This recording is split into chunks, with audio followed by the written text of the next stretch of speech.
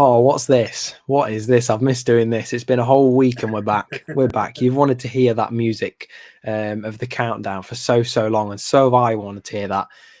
Now, it's great to be here with Ryan Yates' biggest fan. Kieran, good to have you on the stream, my friend. How are you doing? I'm very well, thank you. It's nice to be on for once. Well, absolutely. Yeah, we've got loads of different guests coming on. We've got loads of new people joining the streams. We've got loads of new people supporting the streams. There's nearly 900 of you subscribed. So, I can't complain. We're still trying to hit that 1,000 by before the Newcastle game if we can. And you can do that literally just by clicking subscribe. But may I just say, it's a pleasure to be back. We've obviously had the lovely few days in Germany. I say lovely, it went a little bit sour towards the end. I won't go into that, but it was interesting. We ended up meeting Dave Johnson, talking a little bit about football with him, which was a dream, and having drinks with him. I think I was probably very drunk by the end of it, so I'm glad that he left kind of when I was at my peak of drunkenness. He was probably looking after the door. Yeah, do you know what? Door was looking after us. Door did not drink that whole holiday, despite all the little pictures he put up with beer and everything. It's not true. He didn't drink. I'm telling you, and he can say what he likes, but he did not drink, and because he was being sensible. And fair play to him. Daryl, thank you for the birthday wishes. Yeah, everyone, thank you very much. And again to you, I am the Bookie Basher. Thank you very much for my birthday wishes. It means a lot to me. I had a nice day yesterday, just relaxing. And yeah, just having a good day. We went to Yamas in town for some Greek food as well, so I can't complain. I had some octopus, which was quite nice. It was different. It was a little bit chewy, but it's good. Evening, Mark. Thank you for your message on Twitter. Jason, hello. Ashley, hope you're doing well. Kev, Nick, Evening, Nick. Mark Duncan. There we go. I got it there in the end. Connor, good to have you. We're going to talk a bit about Mangala very soon. This is a big signing. George says, broke my neck this morning, but watching... Really? Oh, I'm sorry to hear that, George. That's devastating, mate. I'm sorry about that. Speedy recovery to you. Ez, good to have you, my friend. Sean. Even Ez. Billy. Yeah, Ez, we're going to have a little chat with you later. The last time we spoke about scents, didn't we? I think that was the last stream we did, which was a week ago, by the way, for anybody that's just joining in. Eve, hope you had a good birthday as well. Thank you for joining. Forest Ant, good to have you. Kel, I know it's awful. George, bless you, my friend. Stephen, good to have you. Evening. Osborne. How are you, mate? It's good. It's good. Joe, good evening. Buzzing for the game on Saturday. Let's have a quick chat about that. Now, this is a big game. Obviously, it's Valencia. It's probably going to be, I would say, the hardest game. And I know that there was, the whole Union Berlin thing was hard. It was a hard game because Union had a really well put together side, very organised. They didn't even need to talk on that pitch. They could play with their eyes closed. They were that good. And then they had a few players that I think would have added quality to our midfield. But let's talk sensibly here. Valencia on Saturday. It's the last game of the pre-season before that big Newcastle game. First of all, how are you feeling? It's about this game, and then also, how are you feeling about Newcastle? Because we are nearly a week away from that game.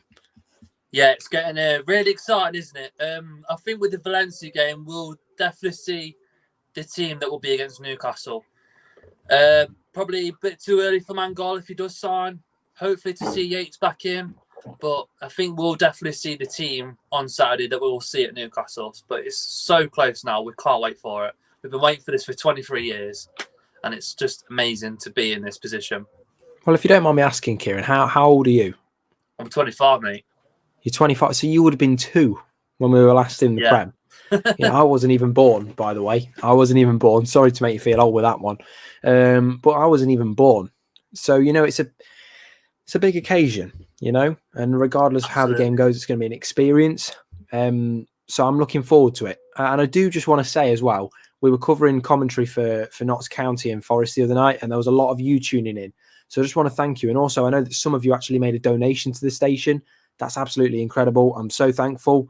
We raised £30 in the hour that we were there. And it's all going to a great cause as well, because we're bringing commentary for patients and, people that can't go to matches for various reasons. And some of them, it may be the last match they ever hear about. So appreciate all your kindness and support for that. If you want to know how to donate, please let me know. It's all very much appreciated. So obviously, Premier League return. I know that everybody's happy about it. Zahir, thank you for your birthday wishes. Warren, good to have you. And I'll be talking about shirt sponsors and more later. Sean, Owen, good to have you as well. Dor, again, good to have you. Evening, Dor. Frederick, thank you very much, Frederick. Now, Billy says nervous. We're all nervous, Billy. You got just enjoy it. We're in the Premier League, baby. Well, come on, let's enjoy it. No need to be nervous. We've just got to be confident. I think the nerves are starting to sit a little bit more in the back of my mind now. I'm kind of going, we've got to make a couple more signings. We're going to. Obviously, one of them is going to be Mangala. There's no denying. Now, I spoke to, Sasha Tovaleri, who's a name that people have probably seen thrown about. I DM'd him the other day and I said, what's going on with Mangala? Because there was concerns that he had failed a medical in Athens. It isn't true. So I know that people are spreading around, he's failed a medical. It's not true. It isn't true. Some people saying it was true that he'd failed the medical, but it's just not true. From what Sasha tells me and what others will now tell you, like Sky, it's true that he has completed it successfully, but it's untrue that he's injured. Now, in terms of Omar Richards, he's obviously injured, and that, not necessarily untrue. Unfortunately, he'll be out for 10 weeks. But in the case of Mangala, he is not injured. He's ready to play. And you mentioned earlier he might not be ready for the Valencia game, but if he's announced tomorrow, there's all the chance he could do. Because look at Harry Toffolo. Wasn't he playing, like a day after he signed? Yeah, I thought he did really well, considering he hardly trained. So fair play to him. I thought Toffolo did really well in that game. Exactly. This is what I mean, though. It's obviously a quick turnaround time, but it can be done. Autocorrect meant my leg. Well, there's a bit of a difference between your leg and your neck, George. I think you scared us all for a little bit there, mate. That was close. Connor says, I was born the year before we got relegated. It's the first time being a Forest fan hasn't been.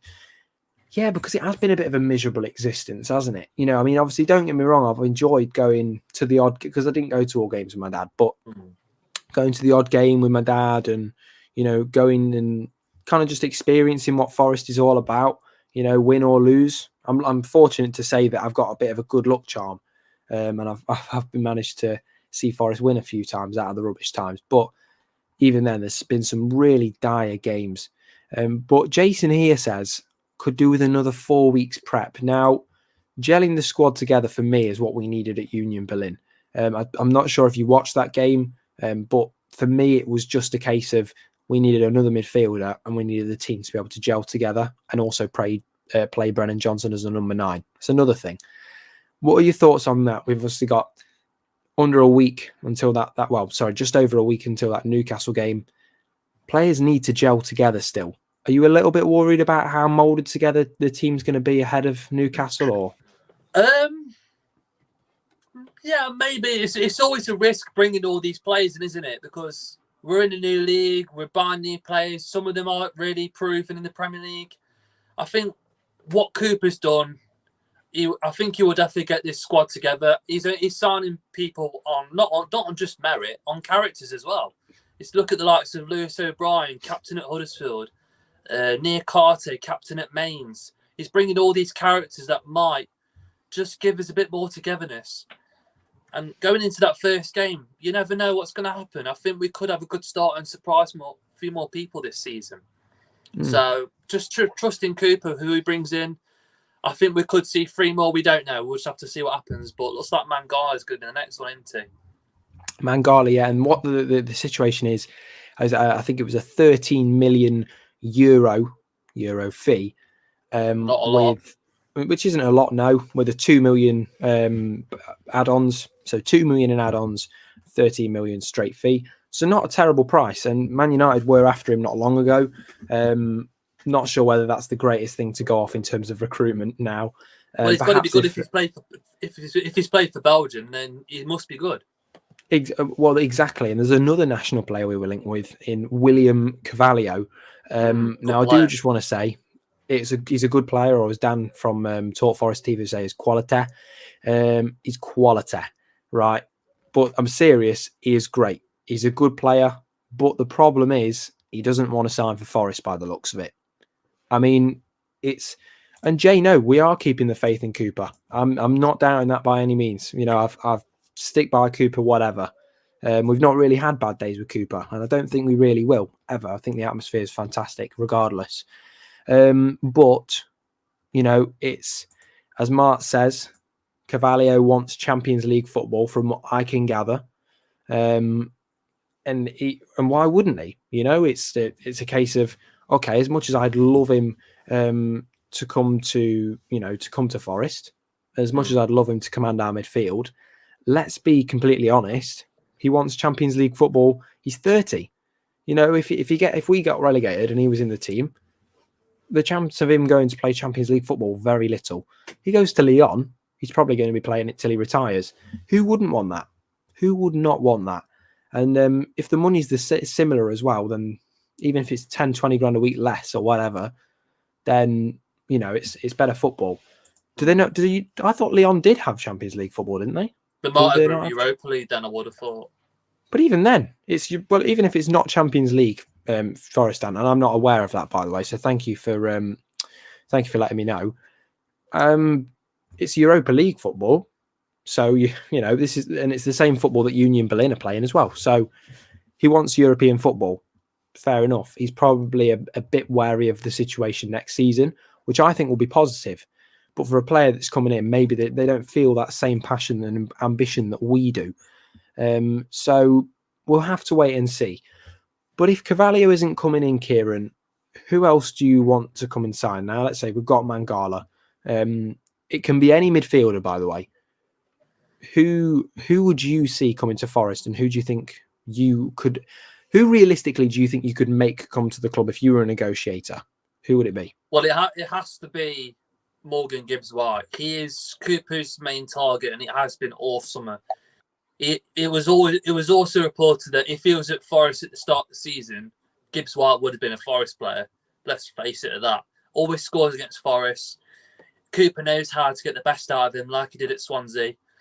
But if I would be quite disappointed if he doesn't come to Forest, but if he does come to Forest, then it shows a serious of intent by Forest, and he would be a player that we would build a team around. I've said it all on Twitter, all before.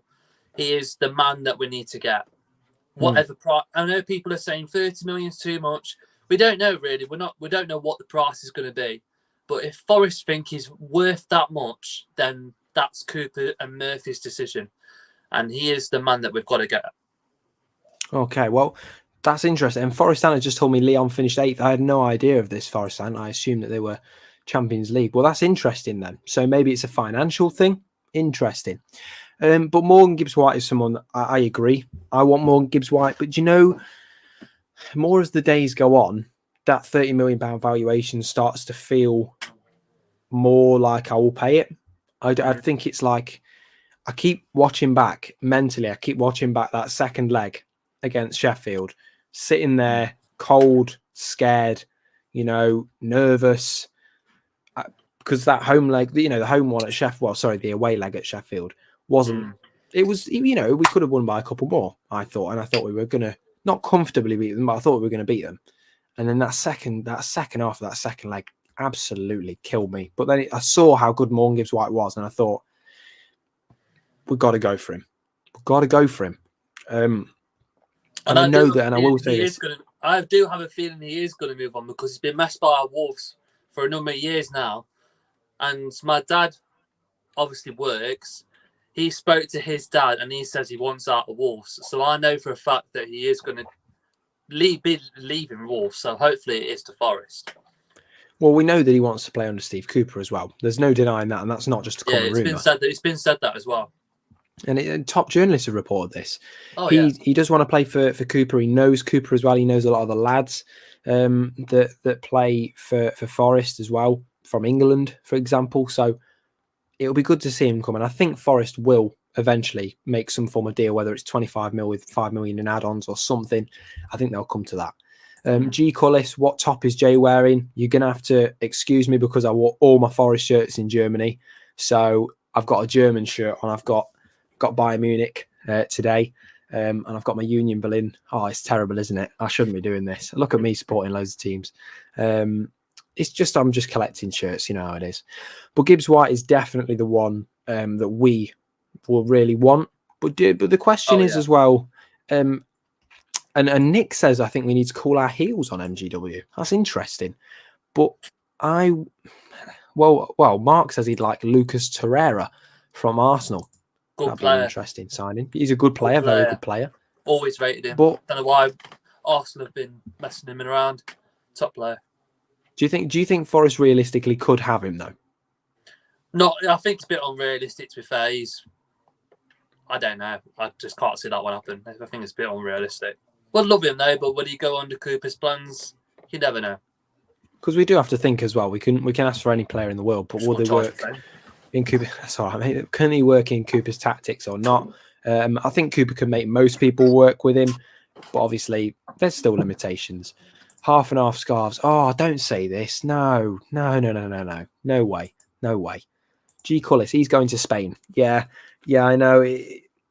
It's a shame, really, isn't it? You say he wants away from England, but I suppose you never know. Figueiredo wanted away from England to go to Portugal, and he went to Hull. I mean, I know they're similar climates, but, come on.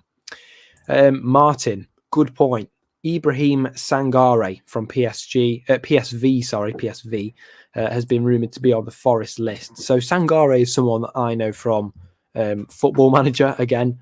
And I just want to say, if Forest ever try to sign Benjamin Sesko, I'll be very, very happy because Benjamin Sesko is an absolutely fantastic player. So Forest, if you're listening, make it happen. Benjamin Sesko, I want him. Ibrahim Sangare, another good player. Let's have a look at some of these comments. No, Liam, it's not going to be half and halves next season. I promise you. Brian wears that Celtic shirt. I've tried not to mention my love for Celtic on here because I know there's a bit of a divide, Celtic and Rangers and all that. Bringing Ronaldo. Oh, you're being silly now, Graham. You're being silly. I can't believe that. Who was Cooper digging out in that interview? Right. Let's have a look at this interview. Yeah, it was brutal, wasn't he? Very brutal. It was brutal, but he had to be. For me, during that game, I thought Mbeso was good, but any long balls that came over to him, I was worried. I'll just say, I was worried. Yep. I didn't have confidence. If you put McKenna there, wouldn't even bat an eyelid. But Mbeso, it's not even because he hasn't played much. I just don't think he really... It was like, I don't know, you're going up against a striker that's not as strong as you. Why on earth are you scared a little bit? It almost looked like he was a bit scared and then he'd lose it. And I thought Jordan Smith played okay. I think there was a few mistakes he made, but he made some good saves. Another one for me, I thought Ryan Yates, you can tell he was just off an injury. I don't think he played awfully, but just making too many silly fouls. He'll do good. I think he's going to be rotated in the Prem, and I think he just needs an experienced midfielder and others to kind of guide him. But yeah, that's for me. And then Ojeda, I just want to say Ojeda, I was impressed by some of his passes, but he stayed on that ball way too long. I mean, you could literally see the attackers and other midfielders screaming at him to give him the ball. But apparently, the Cooper on the touchline, he was fuming at Ojeda with the times he gave the ball away. This is what I mean, though, because although he did make a couple of good passes, but he held onto the ball for so long. He held onto the ball for way too long, and that was the problem. He hasn't got the skill to go past those midfielders, and fair play to County, because then they weren't a bad side on the night. We still had played. We still should have beat them. Yeah, but we still should have beat them. I mean, I'm not going to moan about it because it's pre-season, but we still should have beat them. That first team, that first half team, realistically should have beat them. I thought Larea was fantastic, though. Larea was good. Oh, the physicality that man has for a man of his height as well. Not a very tall guy. Rapid as well. Very direct.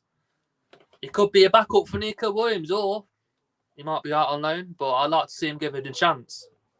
I agree. I mean, I know there's talk of him going on a loan, but I mean, I know that he played on the left for... Did he play on the left for a little bit against County? I think he might have played on the left a little bit. He played on the left in the first half, and then he went... Then right second. Yeah, because I think they changed formation or something. Yeah, they did. They went forward at the back. That's why, yeah. I wouldn't moan about having Larea as a backup next season. I mean, why bring in this Moreno from Real Betis? And I know there's talk of him being a winger and stuff, which I suppose is useful, yeah. But if your main formation is three centre-backs with 2 wing-backs, it's a bit like I'd have Larea still. I think he was quite good. I think the second half he started to dip a little, but that's how it goes. So let's have a quick look. Smith was useless. I think he didn't play well for the majority of it, but you have to say he did make some pretty good saves. Like he did. Come on, he did make some good saves. They were shot. They were goal-stopping saves, right? Let's be completely honest. But I wish he'd stop punching it out as much as he did. Just jump and get the ball. So the thing about goalkeepers these days, it's not just about being a shot stopper, because that's what they are meant to do. They are goalkeepers. But if Smith can't catch the ball like that, then especially in the Prem, then he's not good enough, is he?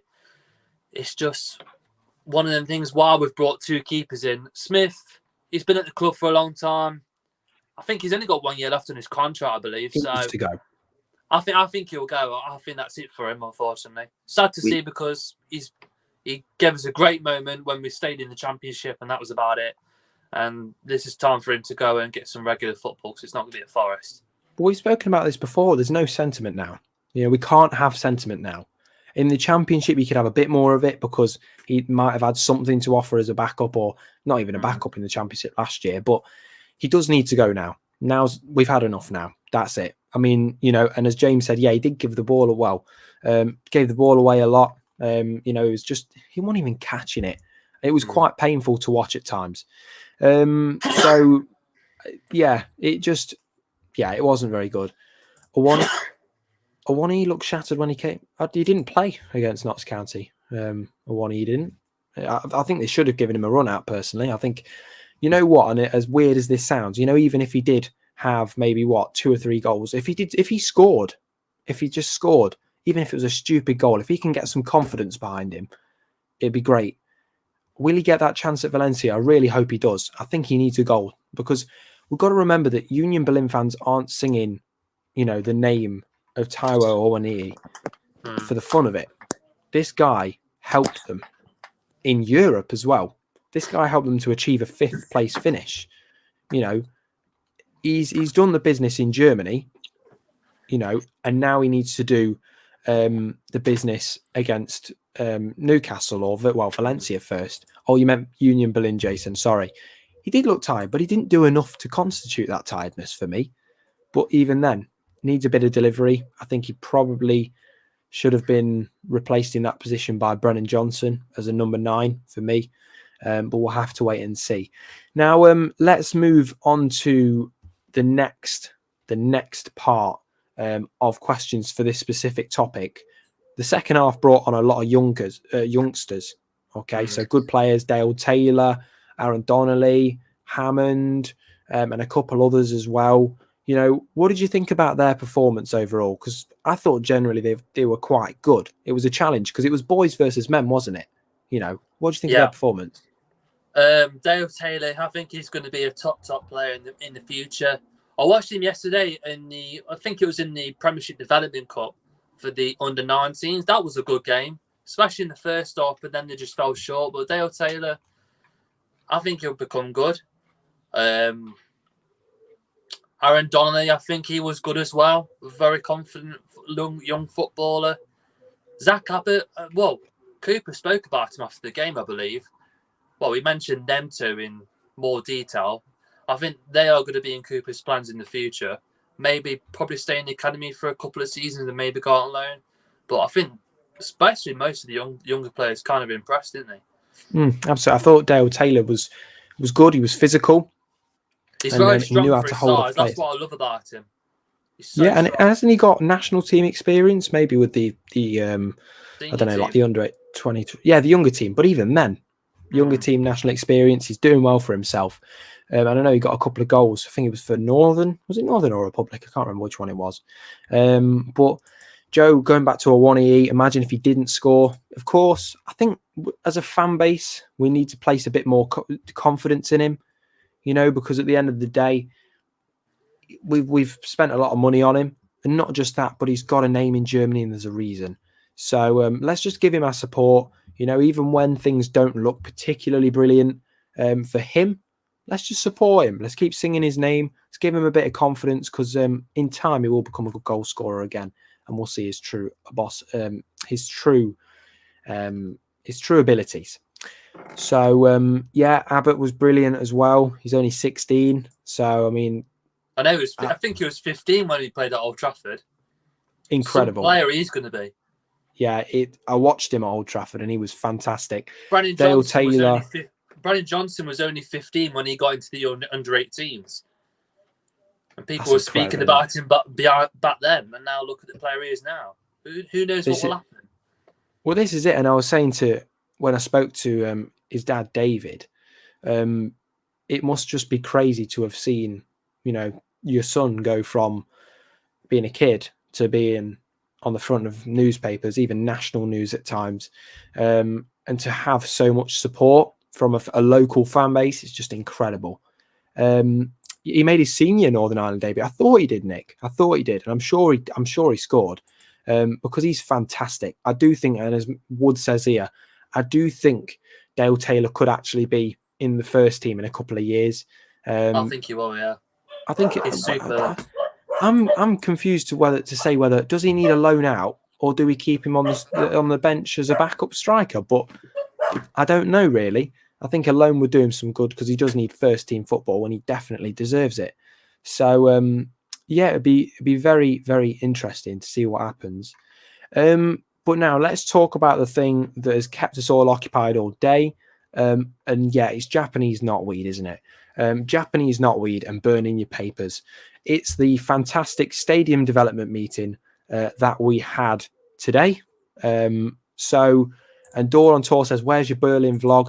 Dor, I've not had time to make one, because even after yesterday, I've been rushed off my feet today with work, and it looks like I'm going to be rushed off my feet all weekend. So I'm going to try and get my Berlin vlog out for maybe the next couple of days. I'm not going to promise anything though. But yeah, I'll try. But this is it. We've got the new stadium development permission, which is fantastic. It's obviously going to be that £94 million development can happen. Of course, there was a few concerns from local residents. I think one resident was saying something about pollution and it was choking his kids or something like that. I don't know if you saw this on Twitter, Kieran. It was a little bit like a bit of an overstatement, to be completely honest, because as much as I think it's there could be some pollution, I think that was a bit too much, to be honest. So let's have a look at this. G Colours, why are people saying the new stand will have 4 tiers? I don't know about that. I haven't seen that. Yeah, I've not seen that either. But obviously it's going to add, well, I don't know how they calculated this, but they were saying it was like 25% increase in stadium capacity was like 35,000. And I was like, yeah, it's not, is it? So bit of a weird one from some of the people in the planning meeting. It was strange. And yeah, Nick, the councillors, yeah, I had to go halfway through. I was like, yeah, I'm out. I went to Pizza Express. I thought, I can't do this anymore. I know, I wasn't even watching the whole stream. Like, I was just seeing all comments saying, oh, it's not going to get approved. It's not going to get approved. And then my dad texted me saying it's all been approved. It was all a bit of a meltdown at times. So well, the reports before said that Rushcliffe Borough Council were keen on giving it the green light. So I wouldn't really, whatever's happened doesn't matter now because it's happened. So we're going to be adding in our first guest as well in just a moment, which is Mr. N. So he'll be joining us very, very soon. But yeah, we're talking about the new stadium development project. And Forest Stand says they said the new stand has 4 internal floors. Quite a big stand then. 38,000 with Bridgeford as well. So the Bridgeford bit will be redeveloped. But the problem with Forest Stadium is, and I don't know if you will agree with this, but it's in a really awkward place. It's in a really awkward place, isn't it? Because you've got houses, main roads, a river, and then everything else. It's really, and also really the exits as well, like between the Peter Taylor stand and the Trent end. Wonder what they're going to do about that. This is it. It's just going to be awkward. But I know that there was they said that a considerable amount of parking was going to be lost because of it. So we're just going to have to wait and see what happens with that. But yeah, we're going to not have as many parking spaces, which is a concern really, because as much as I would like to say, okay, let's just give it a go, it is a little bit concerning when you think, where are people going to park around the area, because congestion is going to be unreal.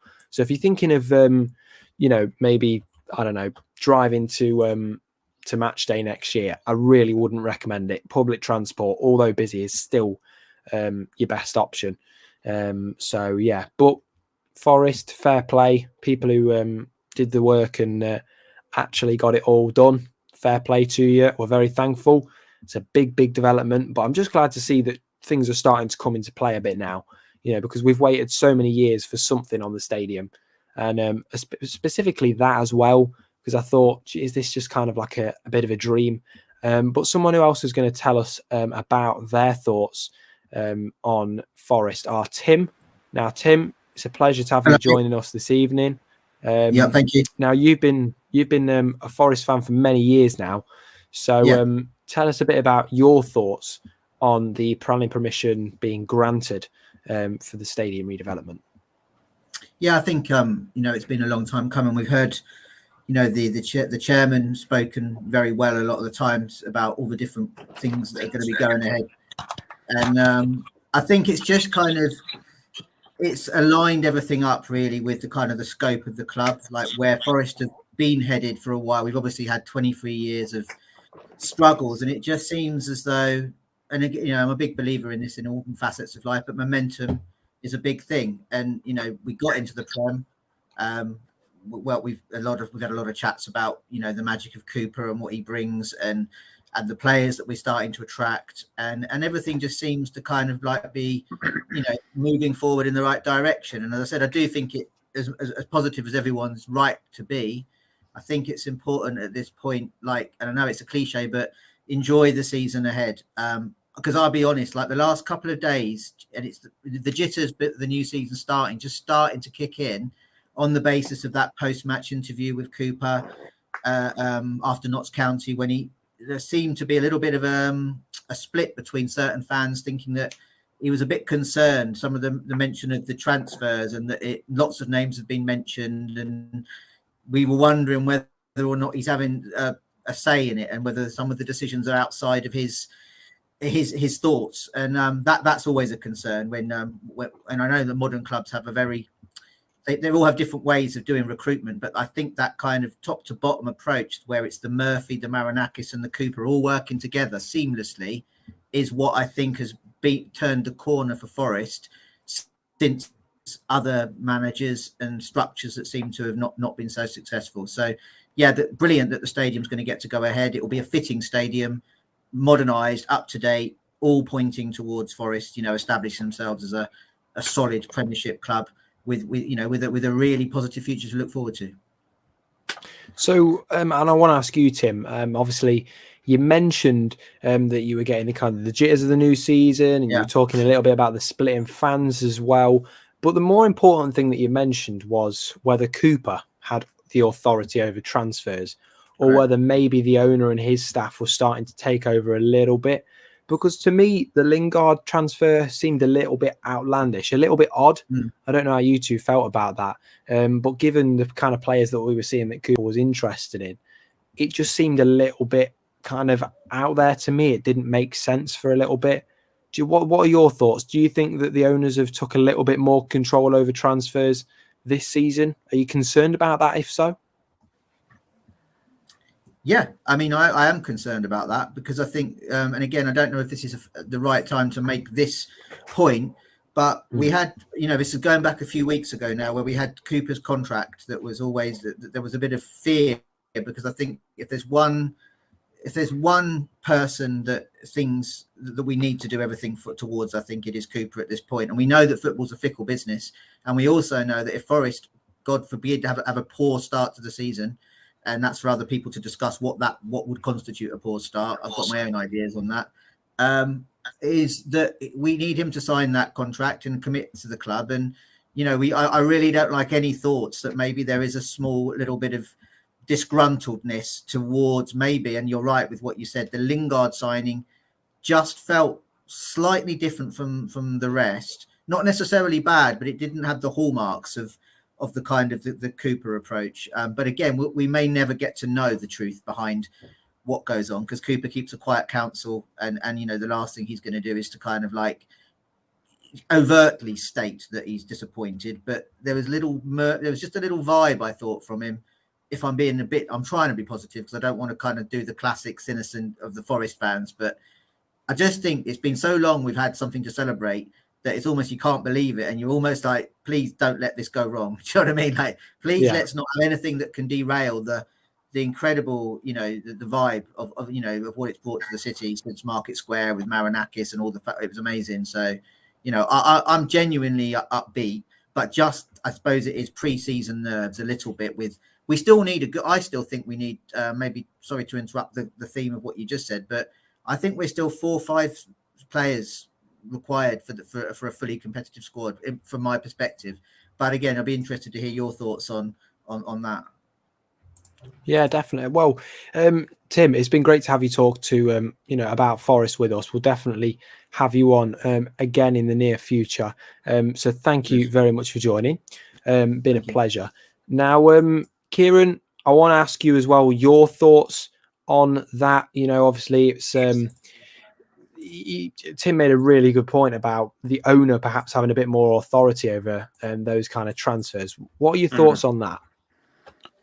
I think he was definitely an influence in Lingard joining, with his son as well being a massive part of bringing in these big names, near Carte. Well, by the sounds of it, I think he might have met Mangala in Athens as well. So I think Marinakis has pulled a few strings in these transfers. So he's definitely been a massive impact in them as well. But yeah. Well, we know that Marinakis' son. Pardon me. There we go. We're already having the champagne. No, but seriously, obviously we know that Marinakis' son has took a massive kind of part in helping Forest with transfers, and he's done a good job so fantastic. far. So we'll see how that goes. Now, I see we're all having a little chat about Saturday's game, so let's talk a little bit about that. And in a moment, we'll be having a gent called Matt joining us as well. But obviously, Forest v Valencia. Who's going? If you're going, literally just put a thumbs up in the comments. Put a little thumbs up. Let me know where you're sitting as well, because I did manage to interview a couple people about the Forest Notts County situation. I was walking around with my microphone and I actually saw Dor as well. So Dor, you can't escape me. I saw you and Malcolm there, which was good. But if you are going to the Forest versus Valencia game at Meadow Lane, drop a little thumbs up in the comments. Kel says family stand, brilliant. Hopefully I'll get to meet a couple of you as well. So if any of you want to meet, literally just drop me a message a couple of hours before, or even drop me a message now, and it'll be good to speak to some of you. Kieran, you are now officially on the record highest viewed stream on this channel, so that's great, isn't it? Now let me ask you this question. First of all, we've got that big game, Valencia on Saturday. What kind of team do you think Steve Cooper's going to put out? Well, like I've said, I think he will put his strong team out just so that they're gelled ready for the first game. I can say who's gonna play, who's gonna not. We could see some tweaks in there. We could see some tweaks again next week. We don't know. I think with the back three, it could be a choice between probably McKenna and Cook. We don't know, because we know Near Carter is probably going to play. We still don't know who's going to be captain, so that's going to be quite interesting who's going to be captain. So I don't think Cooper's not sure yet who's going to be captain for this upcoming season. It's obviously got to be someone that's going to be playing every single game. Might not be Worrell. We don't know. I don't think that's going to be 100% on our minds at the moment. So I think with this game on Saturday, we'll definitely see a strong team, and then we'll know this is the team this will be at Newcastle. Well, yeah, I think they will be putting out a strong team. And I'm just going to be bringing you to Matt and Isabel. Now, Isabel is Matt's daughter, and she's a massive Forest fan, and she'll be making her debut on the channel tonight for 5 minutes, talking a little bit about the Valencia game. So, Matt and Isabel, welcome to the stream. It's good to have you on. Obviously, we've got the Valencia game on Saturday. How are you both feeling ahead of that? Well, I'll start, I guess, because you're a little bit nervous. Aren't you, being on YouTube for the first time? Excited, I think, to hopefully see sort of Cooper's vision of the new signings and what will prospectively appear on the pitch at Newcastle sort of come together. So I think it's probably the only pre-season that will actually see something that resembles what we might see at Newcastle and at the start of the season. And for us, it's going to be fantastic because we haven't seen Forest in a game since Wembley. So we're really excited just to be back and see them play. How about you, Isabel? Excited. You're excited, yeah? Excited. So what kind of team do you think they're going to play out? Do you think we're going to see Lingard play on Saturday? I think Lingard will make an appearance. Maybe play a half, probably the first half, I guess. That's usually what Cooper does, plays the stronger team in the first half, doesn't he? I hope he does. I think if he doesn't get any game time on Saturday, then he's probably not going to have full match fitness to play much of the game against Newcastle. How about you? Well, I mean, I think he needs the 90 minutes, personally. I think as much as I think it's good to give him just a half, we've got to get him in as much time as we can for Forest, because Newcastle is literally the week after. Yeah. So I know he's got training to do all of this, but nothing really gets you gelled with a team quite as much as a competitive match. Whether it's for 3 points or not, it's a match and you want to win. Now, Matt, the final question I do want to ask you is your thoughts on Niakate, because people are kind of discussing Niakate and Joe Worrell about who they would rather have as captain, which is interesting because I didn't think I'd ever see people kind of say that they wanted someone else other than Worrell, but now people are giving it some consideration. What are your thoughts on that? Because I think Niakate is a pretty strong leader. I also think Worrell's a pretty strong leader. Where do you stand? Well, I think Niakate, from what I've seen of him, which as I said earlier, I've not seen him actually a live game. From what I've seen, he looks like a phenomenal player. He looks like a great leader. I do feel as if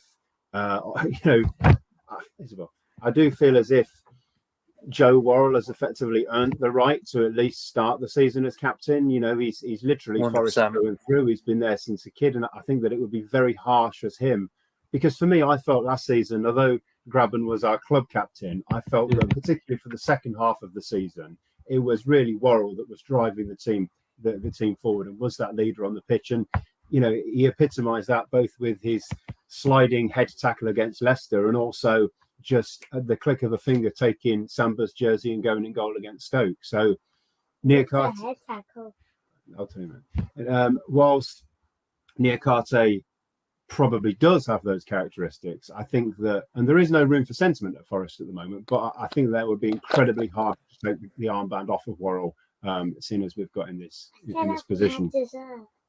Absolutely, and we've not actually seen Niakate fully play, obviously, other than pre-season. To be fair, not that I think Niakate by any means will lower his ability. I think he'll be fantastic. But yeah, I think that. I mean, have they got a vice captain yet? Has that been decided, or? I don't know. Is it Yates still, or if it's not Yates, which I think, you know, I'm happy for it. I think it will be Yates, to be fair, because I think with McKenna I don't think he's very commanding as what Yates and Worrell are. I think McKenna might be a good captain. I just don't think he's very commanding as much as them two are. She, by the way, is a contender to your title of Yates' biggest fan. Yeah, it's all. Lingard's and Brennan Johnson's, although she's got Johnson on the back of the shirt, she loves Ryan Yates.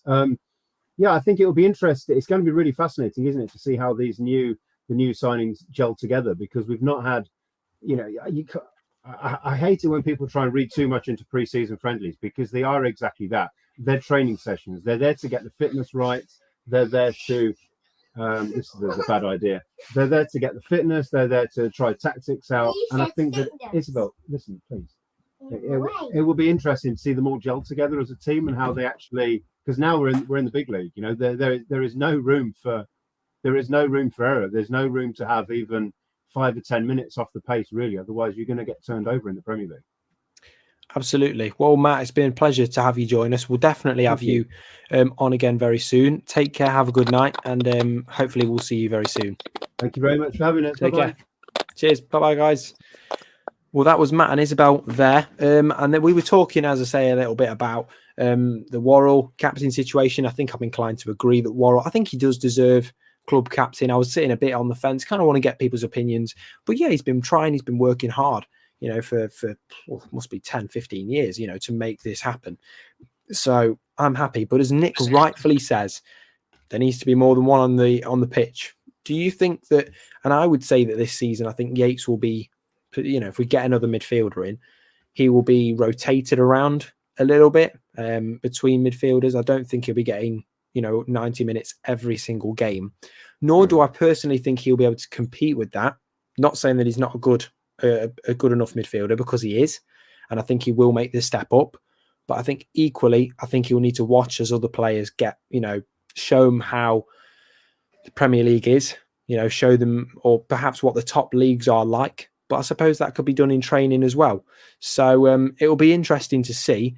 But how are you feeling about Yates next season? I've got all the faith that he's going to do really, really well. And obviously, you think he's going to be vice captain as well? I think it might be. We don't know. I think he could be the third choice captain. The thing with Yates is he's obviously never really been technically good, but it's just been so nice in the last year that we've had a manager that was going to get the best out of him, because throughout all the other managers that he was under, all defensive managers, never allowed him to express himself. I'm finally so happy that he's in this Premiership squad and to get a chance to play Premier League football. Even if he doesn't come on, then he will definitely play a part and he will definitely fight for his place, because Yates is a great professional. He just gets on with it. Even in that Stoke game when he got dropped, when there was Colback and Garner in midfield, he never sulked, like Cooper said. He came on and he did a job and he got us a point. And I think with Yates this season, I think he'll really train hard. If he's not playing, he will wait for his chance and he'll take it. That's what Yates is all about. And I think, yeah, we'll see, because I don't think he will be the starter. Could see Mangala and O'Brien, because with O'Brien, I really want him to be the main man in midfield, because he's the one that I've been waiting for us to sign all summer. But with Yates, I think he will definitely thrive when he gets his chance. Well, absolutely. And I was speaking to Notts County fans, actually, and also people I was commentating with, and they said to me, we miss Ryan Yates. We need a Ryan Yates in our team. We need someone that's passionate.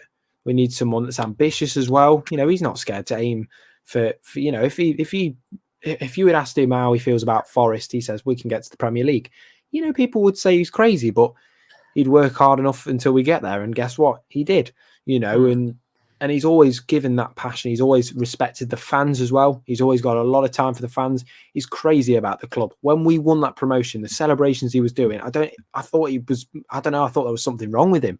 I thought he was ill or something, because he was throwing himself all about on the floor and going crazy, but he was having the time of his life because it's his club that he loves. And you know what? It's absolutely amazing. And I've really, really enjoyed watching him thrive in the team. And he's proved a lot of people wrong, including myself as well, because I will just say, I definitely doubted him. And I'm not going to say that I didn't, to make out as if I've been someone that was there all the time. I've doubted him. And do I regret that? 100%. I do regret it, but you know what? I'm just so glad. I'm just so glad that he's done as well as he has. And I think he's got a lot more to prove as well. And he's got a lot more people to prove wrong. So I'm looking forward to it. Michael says Yates will play at Newcastle. Yeah, I hope so, because I know he did come off the pitch with that knee injury and I was really gutted. And he was holding that same knee as well, which really, really worried me. Let's have a look. Oh, 901 subscribers. Thank you very much, everybody. That means a lot to me. If we can get to, if we can get to 910 by the end of the stream, that'd be great. All you have to do is just click the subscribe button. Goes a long way. We're still doing all of these streams, so and it does take a lot of time. Although I've had a little bit of time off, but that I've had to have a little bit of time off and a few drinks as well. I've had a bit too many, actually, if I'm being completely honest. So let's have a quick look. Nick says, the interview with Nia Carter was brilliant. For someone that's just joined the club. Passion was all there. And well, he does, doesn't he? But particularly, Kieran, he's blown away TalkSport. How do you feel about that? We get fed up of hearing TalkSport every now and again about. We are so they are so rattled about Forest because usually, well, Dave said it on Door's stream last night. They don't like the fact that we're making all these statements and we are so talked about by everyone basically probably around the world, I would have thought, or all around England. People don't like talking about it because they like to talk about the big clubs like City, Liverpool, Chelsea, Man United. And then there's us signing Lingard and everyone doesn't like it. But it's giving us more publicity. That's all it is. And I like it. Just let them be rattled. It's just so funny. Well, this is it. They've given us publicity. West Ham, it's rattled West them Ham completely. Fans. Oh, my God. West Ham fans, they can't deal with this anymore. West Ham fans and TalkSport, we thought our arch rivals were Southampton. And now the West Ham. I can't believe this. This is absolutely crazy. But as Nick says, TalkSport have gone on a charm offensive and partly backtracked as well now. So they're trying their best. But do you know what? And I will give them credit, actually. Gabi Abonglahor, he stuck up for us during I like that. him as a pundit, to be fair.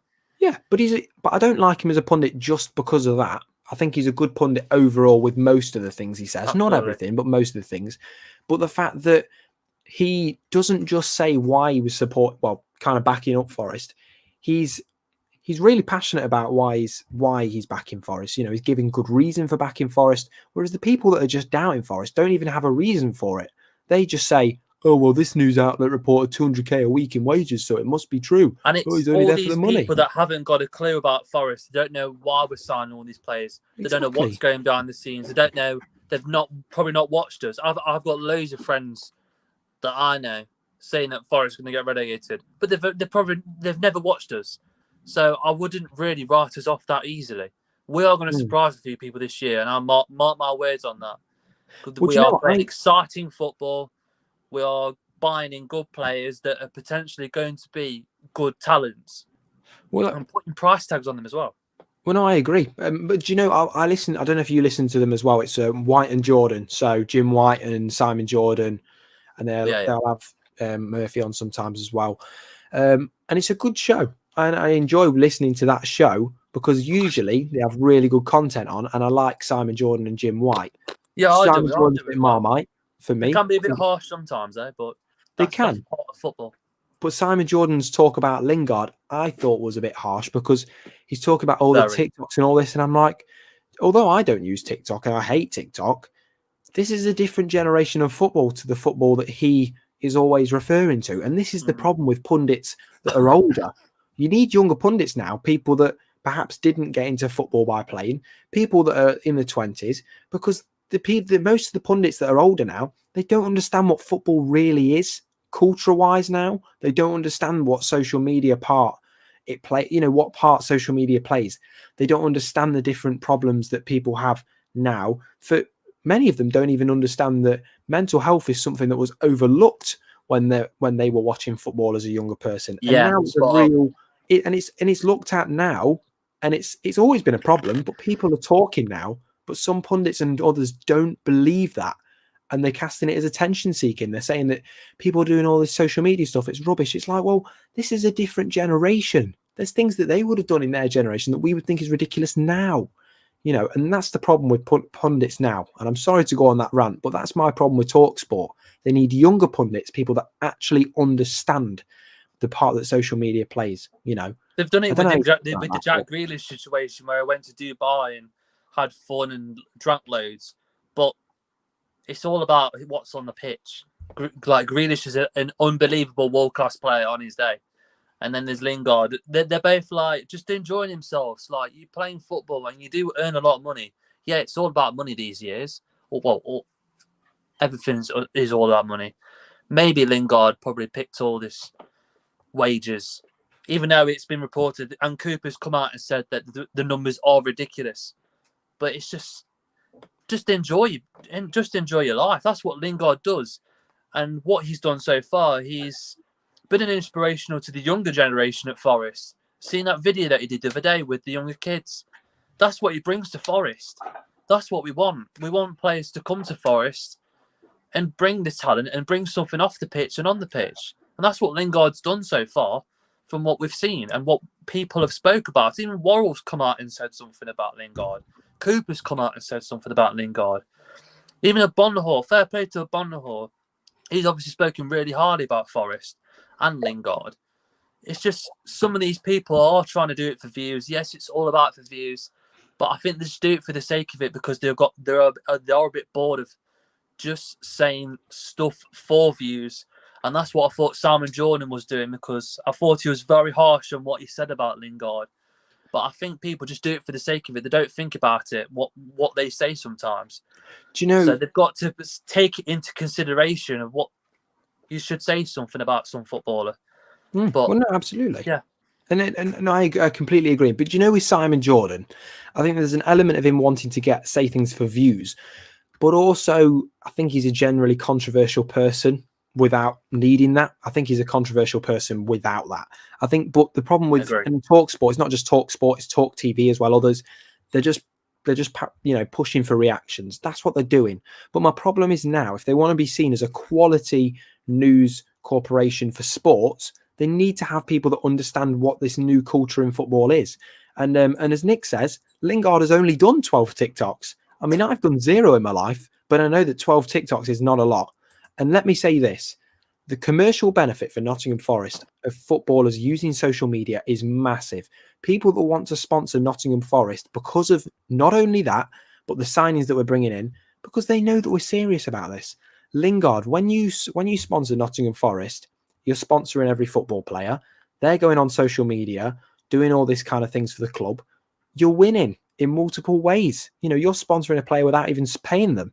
You know, imagine the shirt sponsors and the shirt sales that he would influence at Forest. All the young kids absolutely love Lingard for what he's done at Man United, and he's played for England, got into England semi-finals of the World Cup. All the young generation love Lingard, and that's what he brings to Forest. Not gonna lie, I'm not a Jesse Lingard fan. Let's be honest, I'm not a Jesse Lingard fan, but I'm happy he's come to Forest because he's going to prove people wrong, especially West Ham fans. But I like what Lingard is doing off the pitch. I've never thought he was a money grabber. I never thought that in my lifetime. Let's be honest. And exactly. And do you know what? I'm happy that he's happy at our club. And exactly, Lingard has tapped into a market the clubs would die for. Absolutely. And do you know what? And Mark, you say Simon Jordan's the Piers Morgan of sports punditry. To a degree, I do agree. But actually, to be fair to Jordan, he's got a lot more experience in the things he talks about. Because to be fair to Simon Jordan, regardless of what happened with Crystal Palace, he did own a club. And he has got experience in that area. So he can speak a bit about that. Now let's have a quick look. Balham says, new sponsor Media Man, will you announce that tomorrow, Jay? If I do find out, I know there's rumours of the owner's shipping company, IdeaGen, other companies being thrown around as well. I'm not 100% sure. Obviously, when we saw that boxed tweet, a bit gutting. But now, just having a look at what Dan said here, though, what's happened with the Mangala deal? Now, I can literally read you quote for quote what Sasha Tavaleri told me, and I messaged him and I said, Sasha, what's gone on? And I said, has he failed the medical? Has Mangala failed the medical? Because I know it was a concern. People were, throwing the rumor about. It's not true. It is not true. Okay. Bro, I never saw that about the failed medical. Never saw that. It was on Facebook. It wasn't Twitter. This was on Facebook. There was a group on. I can't remember if it was the Nottingham Forest supporters group. There's a post put out. People saying that there was a couple of guys saying that he had failed his medical, and literally, it's not true. He's succeeded. Everything's complete. It's good. I would expect an announcement tomorrow or the day after, very latest. I think they're being a bit slow with it. But I know that he's in Athens. Hopefully he's flown over to London, though. But they wouldn't announce something this late at night. So it'll be tomorrow, if anything. We've got a Liverpool fan in. Oh, brilliant. This is going to be fun, isn't it? You'll never walk alone. Diego Jota, good player. I'm not going to talk about Liverpool, though. Jay, where do you get your... Well, no, yeah, there's a lot of information from other journalists, yes, because I'm not going to put out my... Well, they're not really opinions. The things that I put out on Twitter are things that are from other journalists, and also I don't even fully say at times that I agree. and that this is definitely happening. I'm just saying this is what is reportedly happening. Big difference from what is actually happening, what is reportedly happening. Because as we've seen, we thought that O'Brien and Toffolo was completely done and everything signed. We know that it was a little bit more than that, and also we thought, and I'm going to go on to this point now, Kieran, and ask you, we thought Morgan Gibbs-White was closer than he was. It was probably just before the county game. There was all this going around of Morgan Gibbs-White, his signing's imminent, it's going to happen. You just saw it all over YouTube, Twitter, Facebook, everywhere. But it turns out we're not actually that close. What are your thoughts on that whole situation? Is it just more media hype? I think it is more media hype. Like, who's gonna really believe a cricket correspondent over something that might not be true and might be true? I think with Morgan Gibbs-White, it's going to be a longer process. It might even be in the last day of the window. Even if it is, whenever we get him, it's our game really, because if it's been a long time since he's not even signed a Wolves contract. We know he's going to leave. Like, I don't know how long he's got on his contract. I think it's a year or two. But this is going to be a longer process. I think it will definitely be our game at the end. I think we'll definitely get it. It's just going to take time. Absolutely. We've got to put faith in the negotiators. I don't think the deal's dead in the dirt by any means. No, it's not. There's not really much about bids being put in, though. That's something that has been quite rarely spoken about. I don't know if you've thought that, but it's always been interest and then value. But I've not really seen much about bids. I know that Everton had a bid put down, though. I think it was about 20 million. Because if Everton really wanted Gibbs-White, they would have had him by now. But they haven't. Well, Everton are one of the favourites to get relegated. So, and Henshaw Analysis said on Twitter, and I just want to say Henshaw Analysis is brilliant in what he does. He put out his predictions and Everton got relegated as well. Others also saying it. I mean, I'm starting to think day by day more that I think it will happen. Oh. Hello. Oh no, I'm on my own. There goes my internet. There goes my internet. You don't pay the once every stream. No, I've not paid my energy bills. They're ridiculous at the moment. Yeah, someone put 50p in the lecky quick. Yeah, interesting. Storage. Guys, come on. Give Door a break. Come on. I was sitting and commentating and the guys next to me were saying storage and I was thinking, oh no, don't say storage again. It was like, no. It's storage. It's storage. And I want to clarify as well that I did make a little post on Twitter, and I know a few people were like getting all like, a bit pissy about it. I wasn't saying that the whole fan base has been, kind of dropping Sam Surridge. I'm just saying I think there's a little bit of the fan base where he's kind of almost been put to the back of the queue. You're thinking about backup strikers. You're thinking about Davis. You're thinking, two other names, and then Surridge isn't even. He's just sitting on the bench every game. I don't know how you can do that because I think he played fantastically against County. If you give that man delivery, he'll get you 2 or 3 goals a game. I'm not even joking. Oh, look at him. He's winding it up now, this Liverpool fan is. He's winding it up. Wow, that's absolutely unbelievable. But Kieran, we were mentioning about Everton going down. I want to ask you, because Toby thinks it'll be Everton, Fulham and Bournemouth to go down. Who do you think will go down? I think Everton will go down. I think Bournemouth will go down. Talking about Bournemouth, they're signing Marcus Tavernier for 12 million. How is he worth 12 million? We got O'Brien and Toffolo for 10. And you're telling me that Marcus Tavernier is worth more than them two? Bournemouth, they've put their pants down on that one. I think Middlesbrough have done some great business there. Getting 12 million for someone that's probably not got as much quality as Lewis O'Brien and Toffolo. They're doing some really strange deals. They're bringing Frederiksen, championship player, Rothwell, championship player, and then Tavernier. Maybe it might be a big step for him. We don't know. I think he's a decent player, but I wouldn't say he's going to be thriving in the Premiership. Maybe I might be wrong, but I think with Bournemouth deals, they're not particularly great.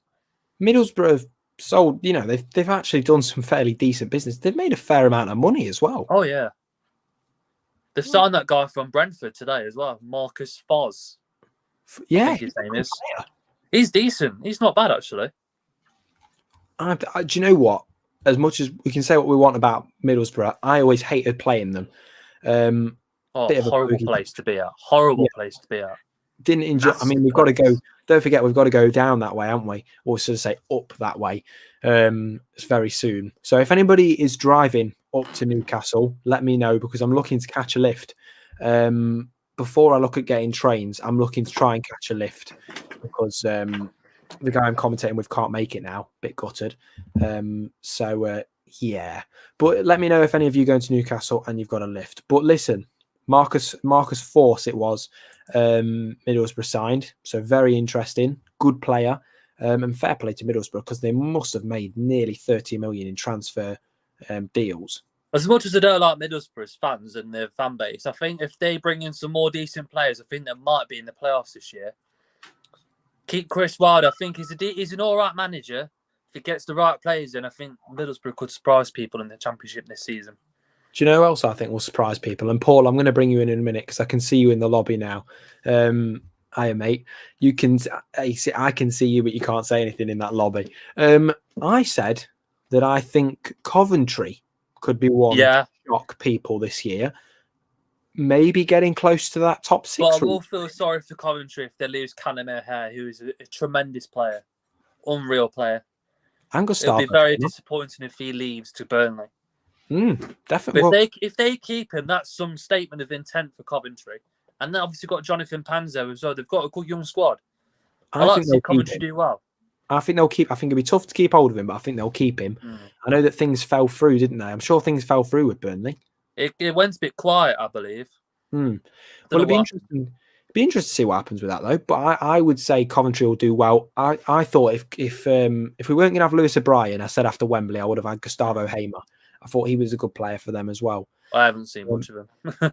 Good player. When he came to the City Ground, I was very impressed. But yeah, Nick says, and O'Hare to Burnley is off. So I do think they'll keep him. Be nice if they keep him, though. I think they will keep him. I think they've got a good because Burnley were in a crisis, like in a financial crisis. They had to pay a massive loan when they went relegated as well. So it's not looking good for them. They were in like 80 million in debt, weren't they? Yeah, I think from what I heard, they had to pay 60 million off because they borrowed 60 million and they've got to pay it off. Wow. So it's not looking great. Scary. Very scary for a team that's been in the Prem for so long. It's it's a bit gutting. It's a bit gutting. Now we've got Paul joining the stream. We've caught you off guard there. See, he was looking at clips of Mangala before he comes to Forest. Now, Paul, first of all, welcome to the stream. You're making your stream debut alongside Kieran. How you doing? Yeah, I'm not bad. Thank you for having me. How are you both doing as well? Not too bad. Not too bad. Thank you. Well, it's good to have you on. Now, let me ask you the question. We've got Valencia on Saturday, Newcastle the Saturday after, all these names being thrown about. I want to ask you the question of how many more players do you think Nottingham Forest need to sign before the window closes in August? I'd say at least 3. We need another midfielder and we need a good 4 to rotate in that kind of double pivot that Cooper likes to play. Probably argue even maybe another attacking mid behind Lingard, which is where obviously the Morgan Gibbs White link's coming in. But for me, as much as there's those rumours that have been floating around, I can't see us paying 30 million for a player that's going to sit on the bench. And is he going to start ahead of Lingard when we're paying all that? Well, the fake rumours of 200k, more around about 115k for somebody who's not going to sit on the bench as well. So I'd say at least 3. Another striker, and I agree with what you were saying a moment ago about Surridge, that so many people have written him off. People I'm friends with have written him off as well, and I've been saying all along once he gets back, the way he finished the season, considering he played so long with an injury, and let's be honest, that Swansea game was the epitome of how he plays. And like you say, given that service in the Prem, he'll finish it. So yeah, about 3 or 4 I'd say we're off at the moment.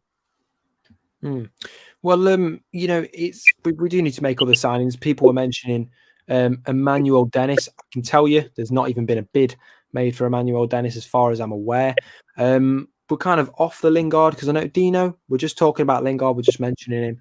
To be fair, it's someone that we have to talk about because of the fact that he's probably been the in terms of reputation the biggest signing. But let's talk about Gustavo Scarpa, because we know that Olympiacos didn't, I don't think they've qualified for the Champions League now because of that, or they lost. I think, was it a knockout qualification? 4-0 thing. All their fans are very livid with us for some reason. Very bizarre. Crazy. On Twitter last night, I got sent some tweets, and I'm going to read one of them because there's a guy, and I'm going to try and pronounce his name. It's Panagiotis Stam, who messaged me last night, and it was literally just a thread of Forest fans. I mean, this one Forest fan wound them up, and all the Olympiacos fans came onto him. I just think it's crazy. How on earth are we going to have a divide between two clubs? We're brother/sister clubs, whatever you want to call us. We're under the same ownership. The owner loves us both. Why does there have to be bitterness between them? Obviously, Paul, this means that potentially Gustavo Scarpa could be joining Forest at Christmas. I want to ask you how you think about that, what you think about that, and also what do you think about this emerging divide between Olympiacos and Nottingham Forest fans? I'm honest, I've not seen a huge amount of Scarpa, I'll be completely honest. But end of the day, when we're being linked with players that are playing, potentially have been playing or trying to play Champions League football, shows you the direction that we're going in, and it's the right direction. So obviously time will tell if that does happen. But again, to be linked with those players is fantastic. The divide is a weird one because obviously it's only just resurfaced. It's only just kind of surfaced now. Beforehand, obviously we've done a lot of dealings between the two clubs. We've taken a lot of their play. But in the past, what's been considered deadwood, and they've taken, say, look at Carvalho, Thiago Silva, players like that. Obviously, from us, and we've made a bit of money from it as well. Fan base wise, I think that divide has come because they're quite embarrassed that they've not qualified for the Champions League. Some fans have tried to have a bit of banter, and it's just turned into kind of a petty argument on Twitter. I don't think kind of actual professional wise there's going to be a divide there at all. So you think it's more just people embarrassed, sad the club hasn't gone in and to the Champions League, and that's happened. So yeah, and as Billy says, Premier League bigger revenue than Greek Super League as well now that we're in the Premier League, but also Forest getting the investment and also the investment in staff and recruitment that we deserve, surely, because for ages, we were just getting the rejects from Olympiacos or people that they didn't want. Is it now? I think it's fair that now we have time to get the players that we want. And if it means sending players that we don't want their way, then that's how it is. But we've had our fair share, haven't we? But and this is it, as Mark says, and I'm trying to cover the last word just for reasons. But 99% don't care. And to be completely honest with you, it's it'll be interesting to see what happens, because I don't hate Olympiacos fans. And I'm sure most Olympiacos fans don't hate us. It's a shame that a small minority on Twitter are starting to create a bit of a rift. How big that rift will get, I don't know. I don't think it will be a problem. But obviously they're embarrassed, they're upset. All can happen. Jesus Vasquez will sign after the Valencia game. Well, there was rumours that game's going on because of Forest watching a player. I don't know how true that is, but we'll have to wait and see. But Paul, the last question I want to ask you is, before you leave the stream, kind of your thoughts on next season. What are your final predictions for finishing? Where will Forest finish at the end of next season, if you can tell us? It's going to depend on how quickly we gel. That's the biggest thing. And I think Saturday will show whether the team gels or not. I'll be completely honest, I would take 17th.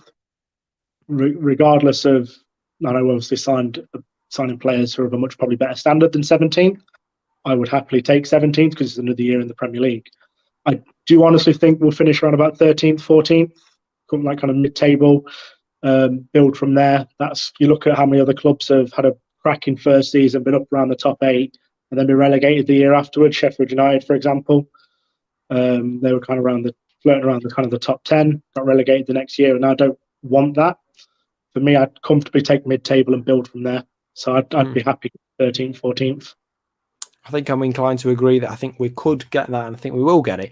I'm feeling positive, being realistic, of course. People have called me Mr. Optimistic and called others Mr. Realistic, but I'm being completely honest with you guys. I'm also realistic and optimistic at the same time, and I think we can do well. Paul, thank you very much for joining me, my friend. Have a fantastic night. We'll definitely have you on again soon. Just keep in contact, okay? Brilliant. Thanks for having me. Cheers. Thank you, Paul. Cheers. Now, it's been good to have some of you Forest fans on tonight. Don't forget, if you do want to join, don't be afraid. Just literally drop a comment and we'll have you join us. Now, we've got about 15 minutes till the stream ends. Me and Kieran, we've had a good chat tonight, haven't we, Kieran? Oh, absolutely. It's been great. Now, let me ask you this question, my friend. It's money time. It's money time. Forest, if they sign Mangala, they're going to have signed over 10. Well, they're going to have spent over 80 million pounds with an extra 10 or so million on Mangala. How much more money do you think Nottingham Forest need to spend in order to avoid the drop? Well, I think we might spend big, probably Morgan Gibbs White. That's going to be broken with the new transfer record. A new striker, maybe Emmanuel Dennis. Maybe we could be linked with some more players in the near future. Probably, I think it'll be 120 million, I would have thought. Some people are saying, oh, you're signing a player that's going to go on the bench. We don't know, really. Even if they are, then we've got to back him. We've got to back Cooper, who he wants to spend, how much he wants to spend. I think we'll probably spend 120 million. That's what I said. I said 110 to 120. It was always 110 for me, was my final thing. But as the days go on, I'm starting to go maybe 340 million. I don't know. With all the players we're being linked with, we'd need about that. But seriously, I think about 120 million. Sounds about right. Obviously, you're getting a lot of money from promotion, TV and more. But Matt has just tweeted me and sent me in a question. And he's asking a bit about Cavalio. Now, Cavalio looks like he's off to Lyon in France. Not sure why that is. Obviously, given the fact that I don't even think they have European football, as was mentioned. Morgan Gibbs White as well, you were asking about, Matt. I don't really know what's going on with that. I think it's a lot of media speculation. And I think media outlets are going off odds too much. We're seeing like the Nottingham Post and others just completely going off odds. And it's good to see that the Athletic and others aren't. But these articles talking about odds are fooling people into believing that it's close. It's not. It's all a game.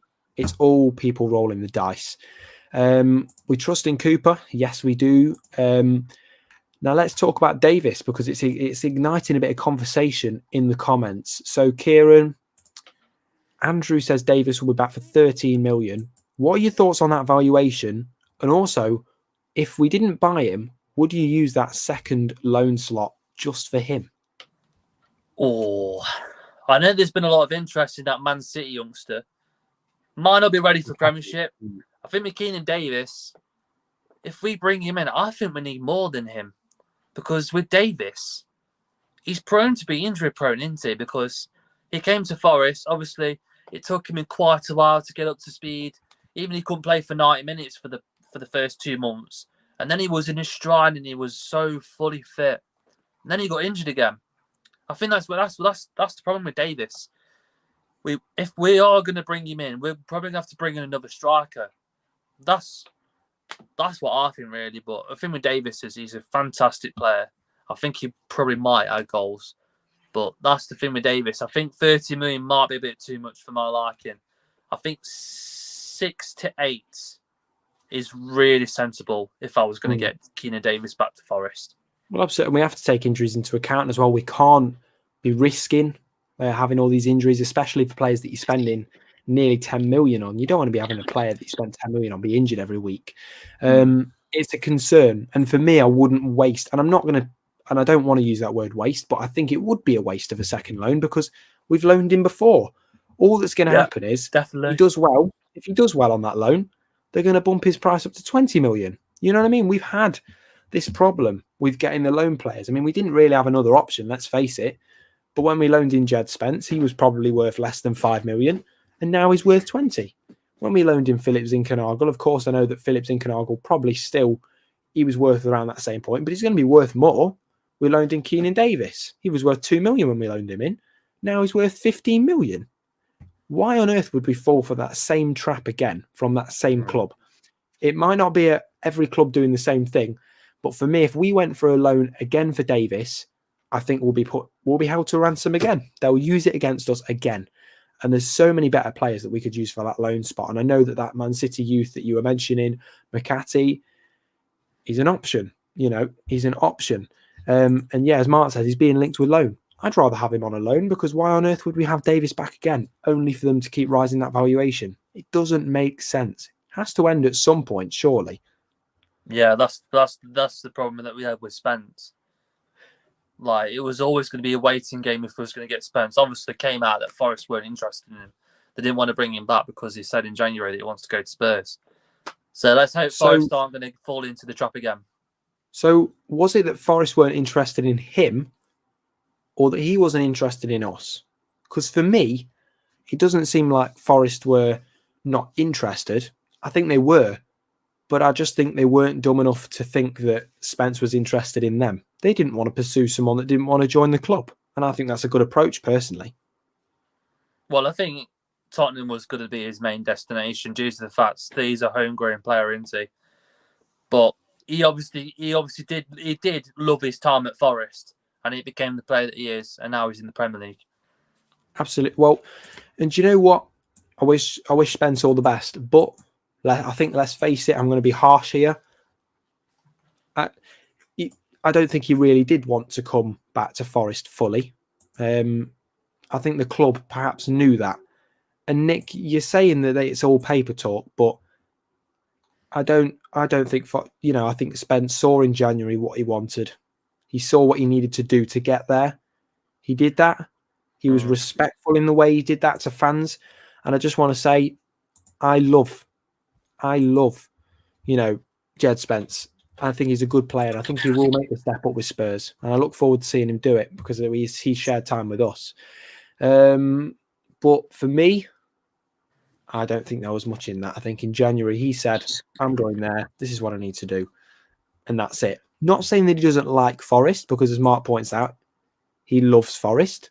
Of course he loves Forest. Yeah, definitely. He doesn't want to be here to play here now. That's how it was in January. But and that's not a problem, because people have ambitions, and sometimes it's beyond Forest. As hard as that is to admit, because come on, let's be honest, Kieran. We don't want to go, okay, fine, you can go. It's horrible, because you don't want to let go of that player that's given you so much hope, and all those nights, and that goal against Reading, and that Reading home game. I think it was the Reading home game. It might have been QPR, one of the two.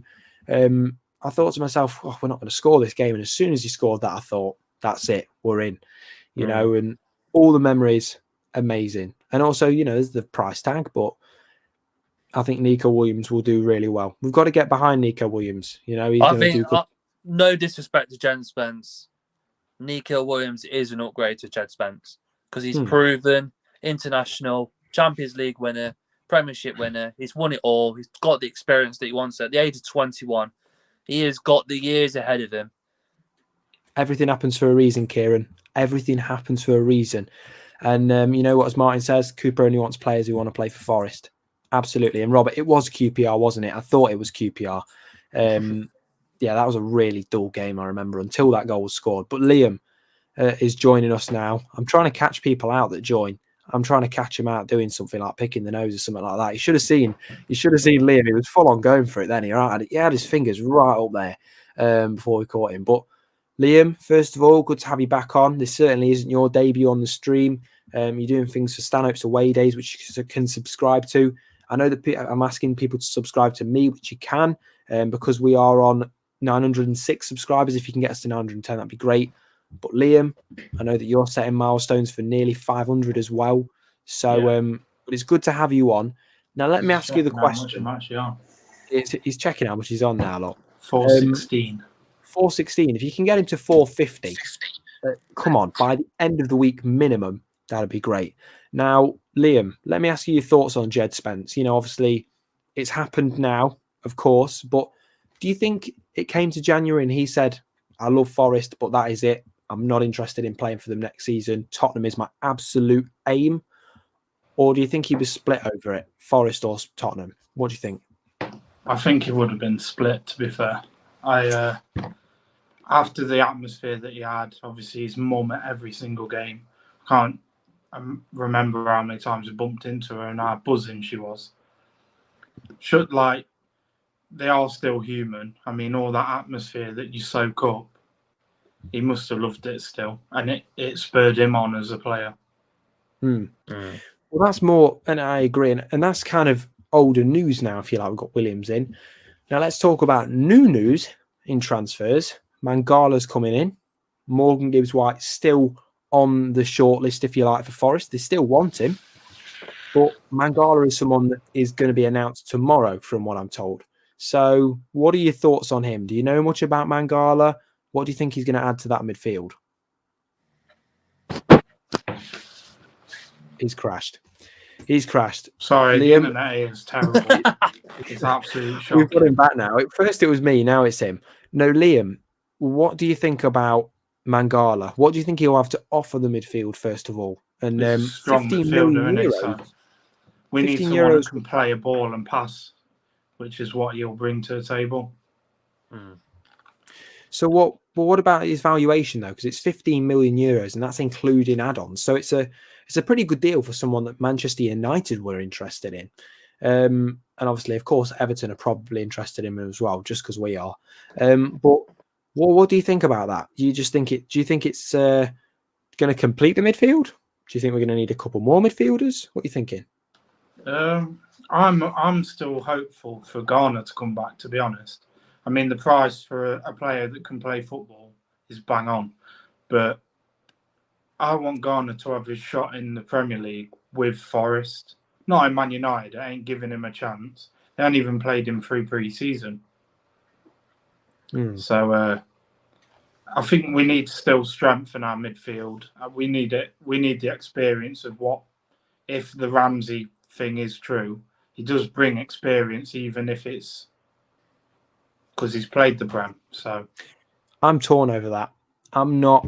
I say torn. That's probably quite useful when it comes to talking about Aaron Ramsey. He's a bit of a sick note, isn't he? We know he's had a lot of injuries, which is where my concern is. Because as much as I think Ramsey will add experience and a bit of quality as well, I'm concerned at the injuries.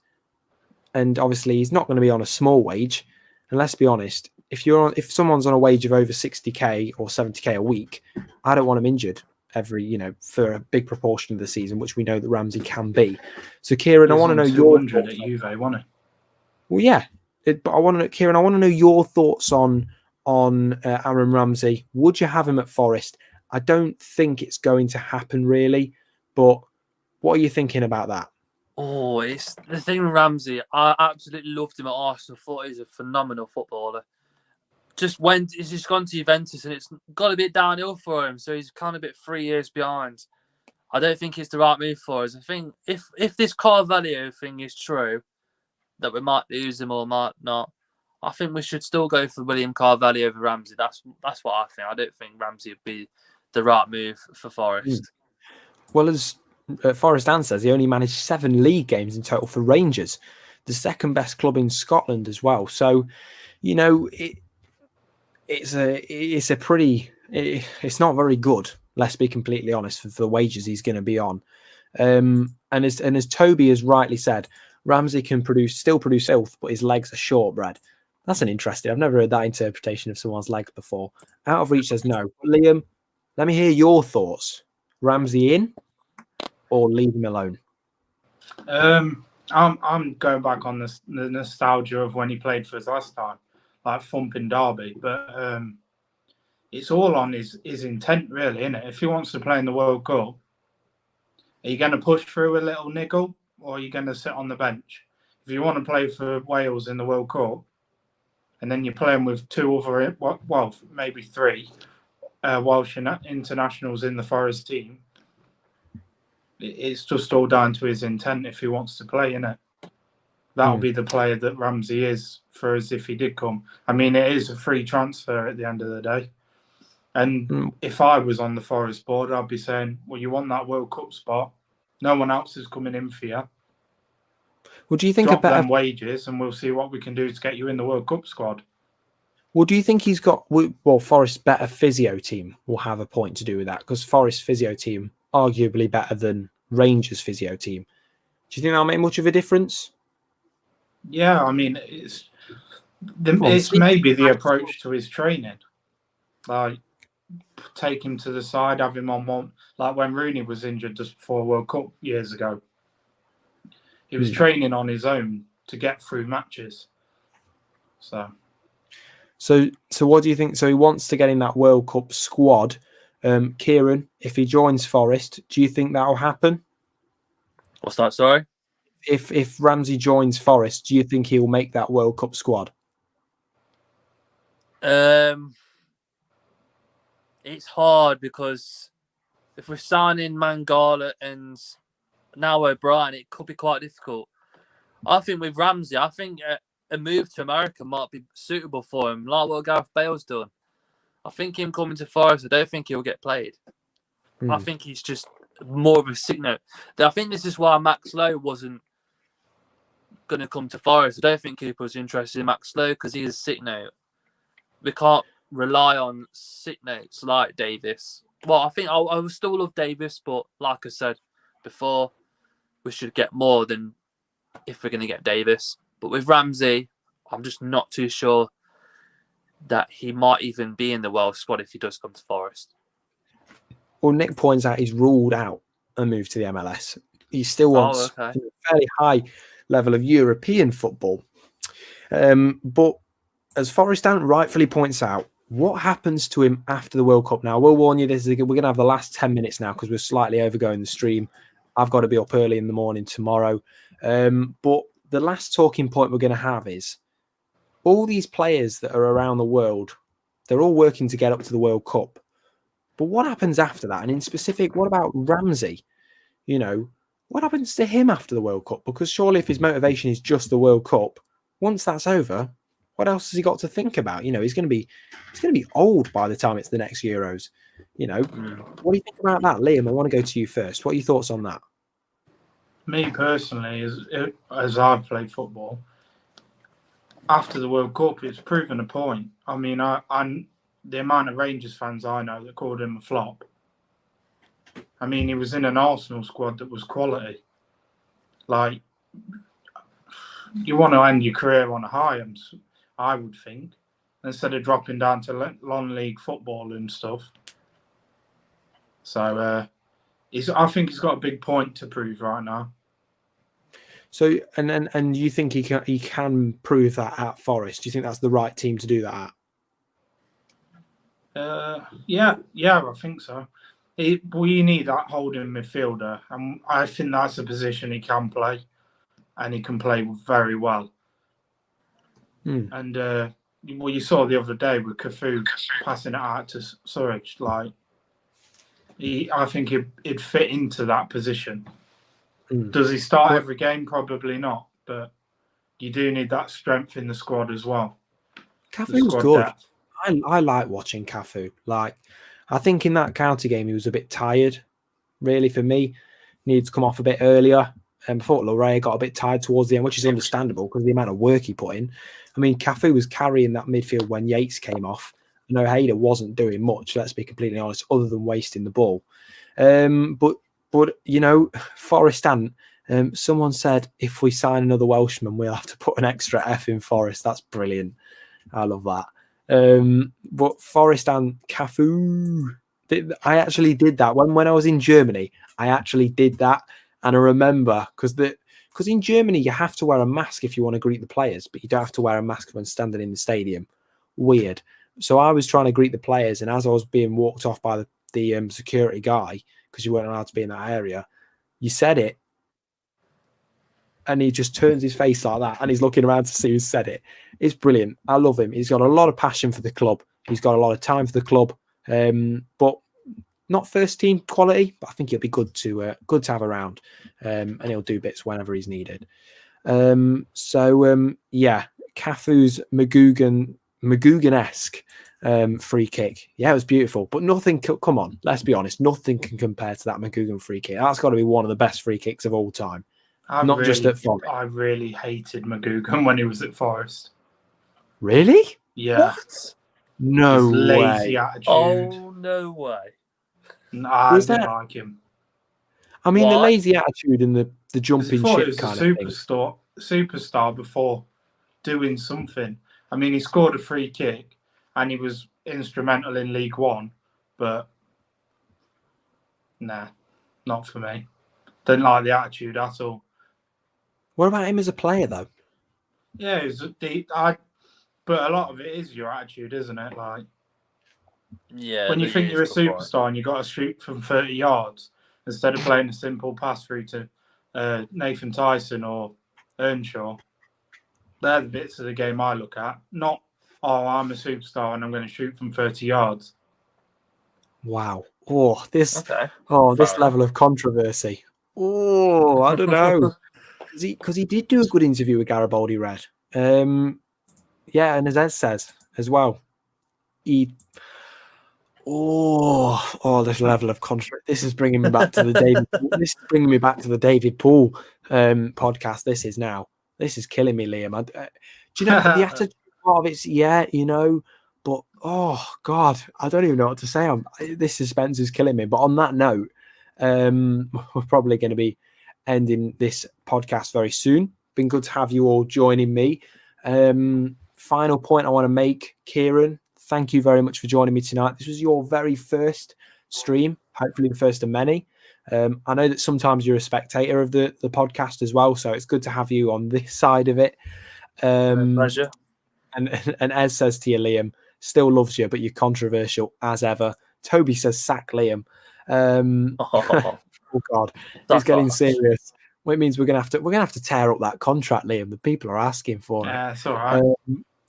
Oh God, Jesus. Okay, well, Nick says I might have to consider my sub after that McGugan comment. Oh no, Nick, come on, Nick, don't be harsh to me. This isn't me. Look at what you've done, Liam. You're driving them away. You're driving everybody away. Right. Come on, guys. I really, really hope you've enjoyed it. And Gordon says, Paul and Stanhope, go and collect your P45s. Gents, they're being emailed to you as we speak, those P45s. What have you done to yourself, Liam? You went from this to this. Everyone's got their opinion on a player. Like, you could say Neymar's attitude. A lot of it does come down to attitude, and he was a stroppy player on the pitch. And you know what, Liam? This platform is for you to share your opinion regardless. Exactly. So thank you for sharing your opinion. And don't forget, if you want to share your opinion, and that is you can do so. And you can do so by literally just dropping me a little message on Twitter at I'm Jamie Martin. And you can get involved. We would love to have absolutely all of you join the stream. Literally, if everybody could join the stream, albeit it would be a bit loud and a bit hard to talk, it would be great, wouldn't it? If you do want to have a little bit of a chat, and even if it is a bit of a controversial opinion, get involved. We'd love to have you on. And we will be back streaming on Saturday night. Not tomorrow night because I'm at work, but Saturday night, which should be good. So make sure you stay tuned, everyone. It's going to be fun. And we're going to have probably a little bit more controversy if Liam's going to be joining us again. I mean, people saying, look at an interview. Anyone can play up for an interview. I mean, in that League One season, I went to nearly every game. Always going in for it. You think what you see. I mean, you can put someone on for an interview. So. Wow. Whoa. We're going into untamed territory now. My name's not Dave says I thought Liam made a lot of sense. I hated grabbing. Oh God. Okay. Well, before this podcast gets any more controversial and quite frankly crazy, because I don't want to riot on my hands here. It's been a pleasure. Please drop subscribe if you can, because we're on 909 subs. It's been a pleasure to bring this stream to you. It's been a week off, and I think we've kicked it off. This is a record viewed stream for me. And what a way we've done it, eh? So, as Albertus says, we better end the stream. You're right. It's been a pleasure to bring you all some content again. Do stay tuned this Saturday. It's been a pleasure. Have a great night, everybody. From me, Kieran and Liam, been an absolute pleasure. Take care. Goodbye. And come on, Forest. Let's go into the Premier. You